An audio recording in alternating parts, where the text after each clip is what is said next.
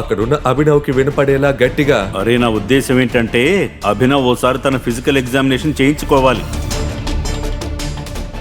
నేను మీ ఇద్దరి మంచిగా కోరుకుంటున్నాను కదా.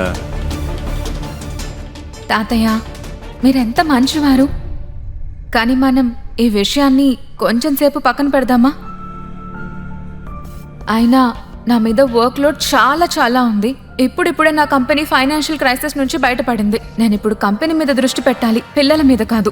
తల్లి, నువ్వు ఈ విషయాన్ని పక్కన పెట్టమంటున్నావా? అరే 2 ఏళ్లు దాటిపోయింది నీకు పెళ్ళై. చాలాసార్లు మీ ఐవీఎఫ్ ప్రాసెస్ ఫెయిల్ అయింది కూడా. ఇంత జరిగా కూడా ఆగమంటావా? అరే జనాలకు జవాబు నేను చెప్పాలి, వాళ్ళ సలహాలు నేను వినాలి.